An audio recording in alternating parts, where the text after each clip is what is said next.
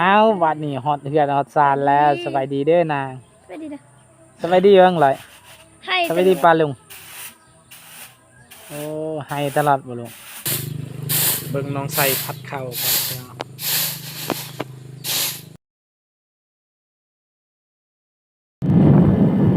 เอาวันนี้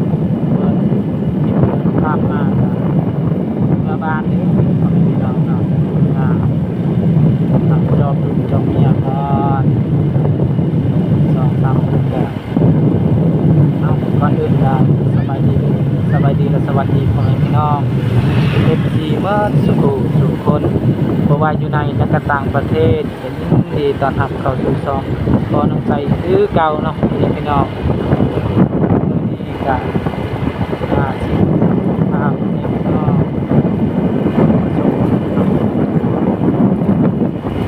ว่าเพิ่นคงกับบ่ได้บอกเพิ่น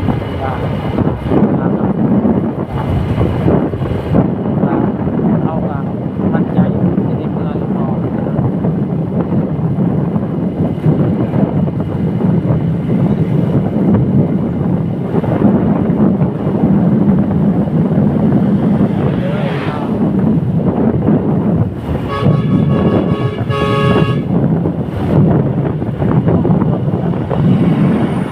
เลือกอะไรเราเลือกเป็นตะยานะดีเลย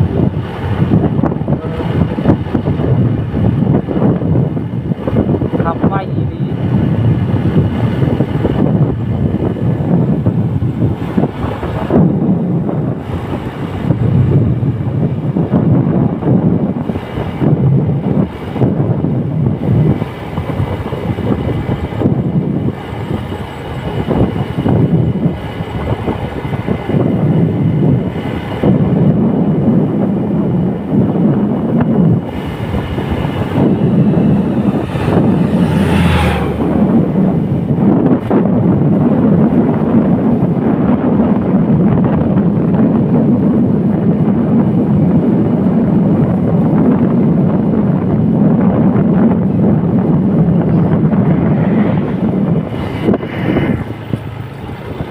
บ้านนี้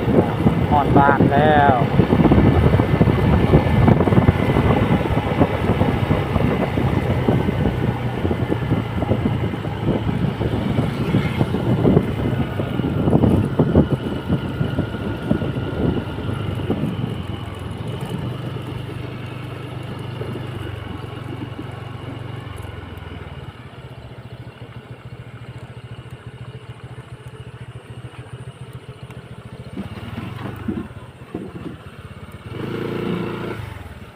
โอ้ขาพอแล้ว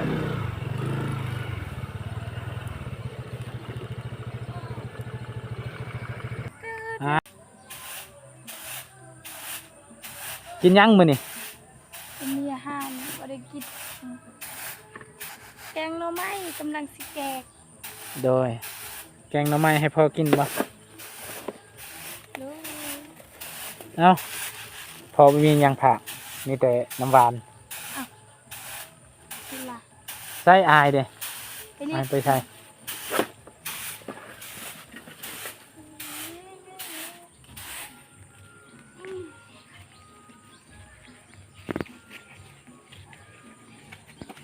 เฮ็ดหยังนี่ผัดเอาสบายนี่สวัสดี โดยสบาย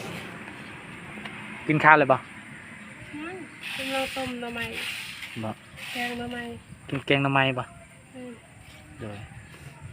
พอดีแหละโดนบ่ได้กินแกงหน่อไม้กินแกงหน่อไม้นั่น ผัดข้าวผัดโรค โดยเพิ่งชาวดาวพัดเข้าพี่น้องตัวอัน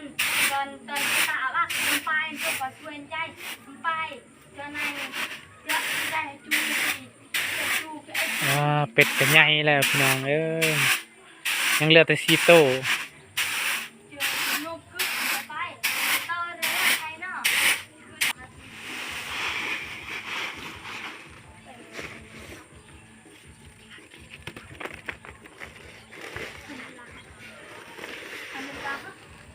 หากระซีเข้าบ่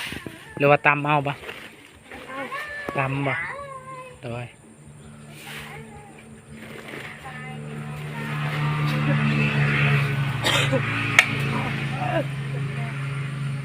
ป้าไปยืนนะป้าทาง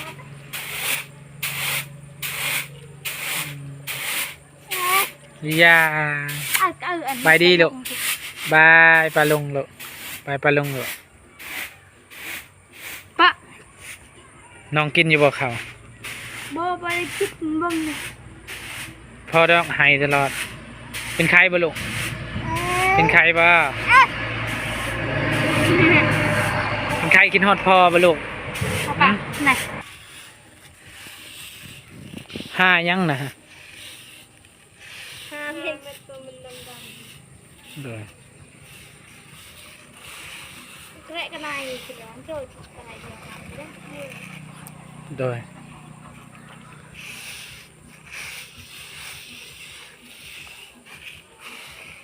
บ่มีนะ ไปใช้มือนี่ เขา ไปหุดเขาได้จากเป้ามือนี่ ท้อง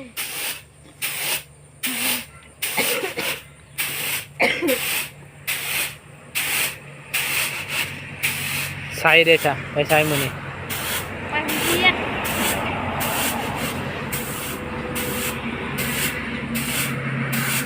มันดูได้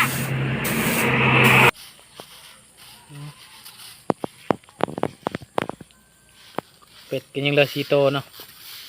โอ้ใหญ่แล้ว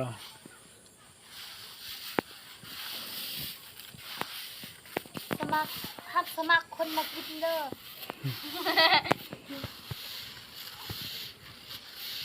โจกินเรียกมันให้มันมีลูก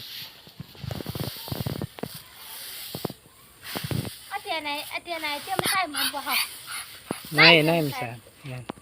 เตียสิมีอย่างเงี้ยเตีย แม่น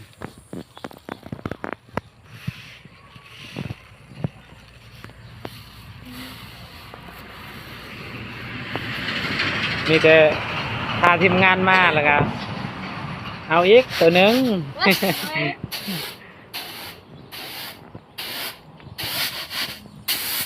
บุญจะเจาะจ้ะอันไม่บ้าติ๊กกันเลย เด้อ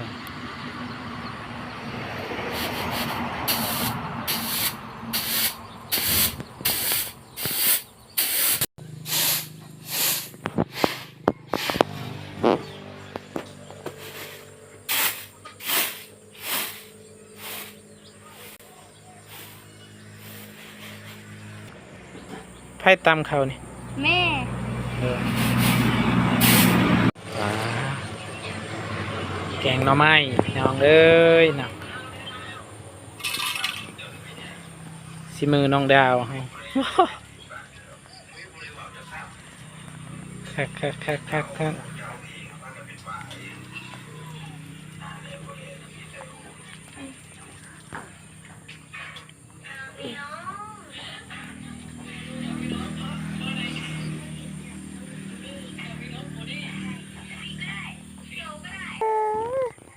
อันนี้มีแต่ว่าสิทากินนะพี่น้องเอ้ยนี่ปลาคักหอมตรวจอยู่พี่น้องปลา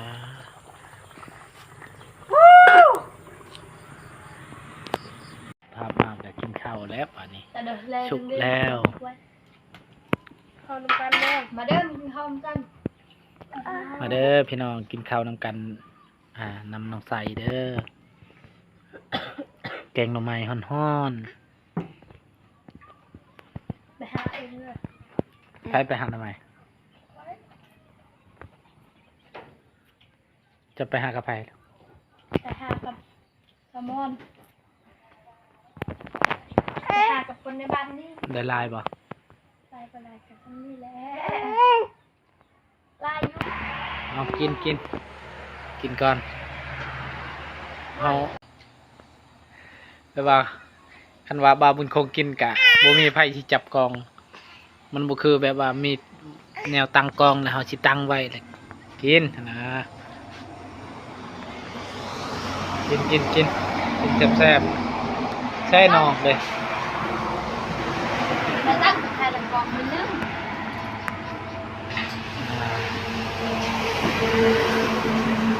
มีมีFC หลายคนแม่นมาว่าให้น้องไวมาอยู่ด้วยให้น้องไวมาอยู่ด้วยเฮากะแบบว่ายังให้เพิ่นอยู่แล้วเนาะ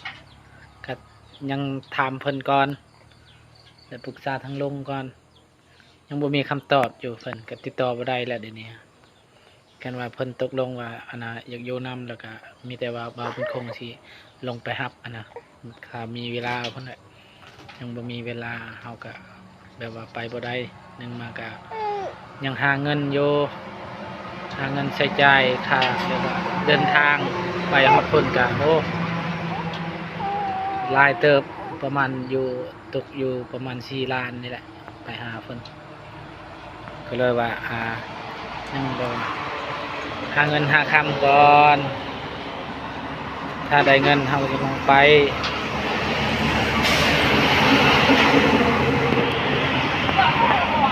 เอาสำหรับคลิปนี้ก็สิจบไปเพียงสำนี้ก่อนเด้อพ่อแม่พี่น้องถ้าผิดพลาดประการใดก็ขอโทษขออภัยนำพ่อแม่พี่น้องเนาะสำหรับคลิปนี้บ่าวบุญคงน้องไซน้องดาวไปแล้ว